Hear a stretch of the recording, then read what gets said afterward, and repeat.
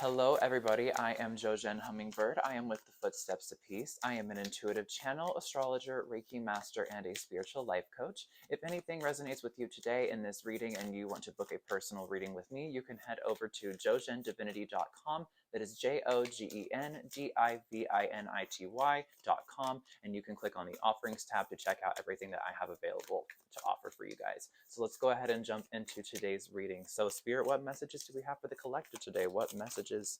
Oh, wow. Okay, well, two just flew onto the floor.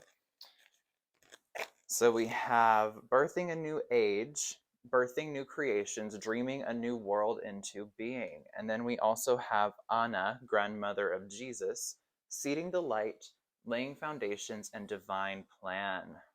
So we have some crazy divine energy going on here. So this feels like some of us are tapping into a bit more of our wisdom. The grandmother energy really talks about like the crone energy, and crones in the matriarchal systems of ancient lineages were the wisdom keepers, the ones who were the storytellers for the family, the ones who took care of children and assisted the mothers in sort of midwiving. And um, a lot of that energy has to do with holding the wisdom and carrying the wisdom and being able to birth it and bring life to things and all of this innately feminine essence. And so when we have birthing a new age, this feels like some of us are tapping into our wisdom and creating something new that is completely in alignment with who we are. Is like we were talking about in yesterday's reading. If you didn't see that, go ahead and take a look at that reading. We will link that in the description below. It's kind of like that energy of leaving the past behind and stepping into authenticity. And as a result of the authenticity, you're tapping into your wisdom, and now you're birthing new things into creation. So some of us could be manifesting a new timeline for ourselves. And what I mean by timeline is like a new version of our lives, like a different way of living, or possibly starting a new life somewhere different, maybe moving across the country and starting a new life, or you get a new job opportunity and it completely like shifts a lot of your identity or a lot of your beliefs, or like a lot of what you thought was possible for yourself. This new job or whatever opens up so many more doors for you, and it creates new possibilities and inspires you. This feels very divine. This feels like there's a lot of uh divine intervention, sort of just like a divine hand just kind of guiding everything through, you know. So it if it kind of feels like if you ever go bowling and you put on the lane bumpers to keep the ball from going into the gutter, that's what this kind of feels like. But it doesn't even feel like mm, what is this energy? It feels like it's very obvious to those of you who are being connecting with this energy, you know, being birthing these creations into reality, these inspirations, these dreams, these visions that you may be seeing. For some of you, I got that message just now.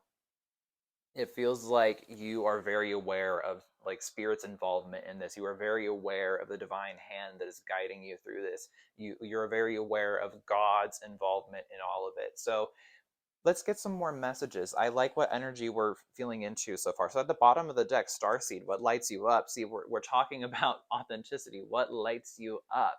So Starseed, also some of you could be working with the alien consciousness. I know that's a little woohoo yoo-hoo, but like some of you may be working with extraterrestrial consciousness. Some of you may be working with your star lineage or star ancestors, or maybe you are discovering what your starseed connection in this lifetime is, or maybe you're just now discovering what star seeds are. But it feels like some of you are just like connecting with like very high frequency energy.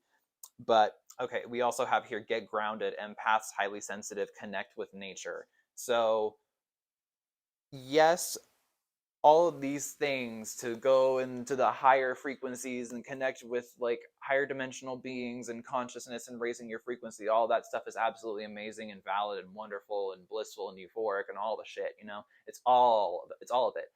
But you still also have to ground. And so a lot of the times our ancestors, the ones who we look to for what knowledge they had of what they were doing, you know, like take for instance the ancient Egyptians. They have it carved into all of their temples across Egypt. what was going on and how to connect with the gods, the stories of the gods, the stories of legends of the pharaohs and their children, and the gods being incarnate and the gods' involvement with humanity. So take a look at what has been going on, and this feels a lot like some of us are getting right here back with the grandmother energy. We're tapping into the wisdom of the lineages, but it feels like in order to receive that wisdom, we need to get back to our truest nature. So following back into that authenticity cord from yesterday and flowing into today, this also, I feel like for some of us, like you may literally need to go outside. I mean, I bring plants indoors to try to bring nature inside whenever I don't have the means to go outside. But if I can go outside, I'm going to go outside. You know what I'm saying? So if you have the means to be able to go outside and connect with the divine, go ahead, because that is so beyond connecting with it indoors. I mean, there's a totally valid to have experiences inside. If you're not comfortable going outside, obviously don't push yourself outside of your comfort zone too much. But when it comes to connecting with the true nature of reality, the true nature of consciousness, it really does assist you to be supported by nature, Mama Gaia herself. So also it talks here empath, like highly sensitive. So some of us could also just be dealing with a lot of other people's energy, or not necessarily having the best energetic hygiene. You know what I'm saying? Like I feel for some of you, not, this isn't for everybody, this is for a select few of you. Some of you need to clear your energy every day after you get home or something. I don't know if you need to take like an Epsom salt bath, or like a selenite wand to just go over yourself. Maybe use sage or Palo Santo yourself or something. Anything that you can do to cleanse yourself of energy. I feel for that select few of you, this is also involved in that. So I want to go ahead and pull some tarot cards to get some more specifics in here as well. So Spirit, what more can we get on today's messages? What more information can we receive? So we have Two of Wands, Queen of Pentacles, and the Page of Wands. So this is definitely a time for some of you to, like, y'all are contemplating moving. Y'all are looking at like your options. You're like, oh my god, like where do I go? What is there to do? Where, like, there's possibilities everywhere. There's infinite timelines.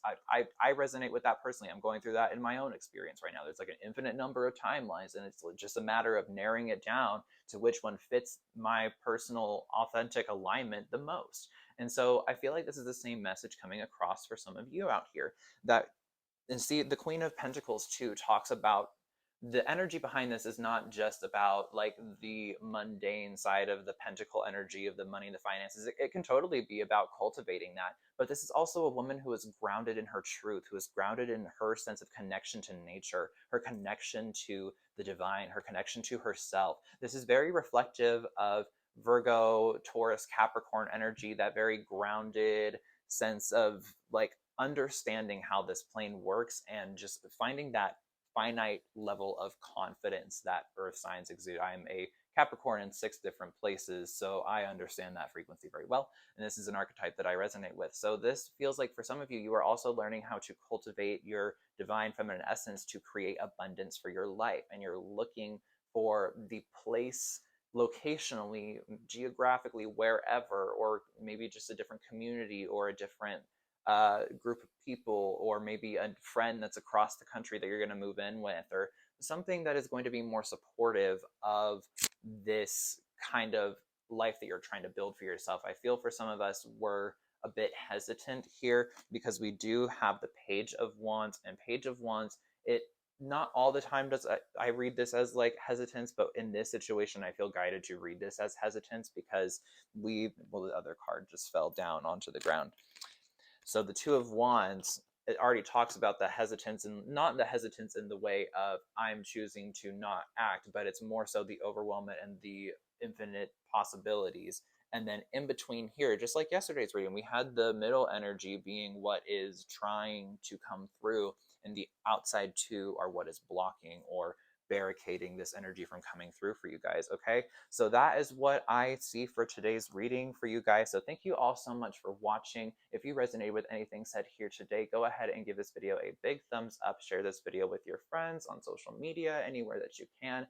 And go ahead and subscribe to the Footsteps to Peace and click the notification bell so you get notifications every time we upload a video for you guys. And if you would like to book a personal reading with me, again, all my information will be down below in the description box, as well as my socials. So thank you again so much for watching, and I will see you in the next one. Many blessings.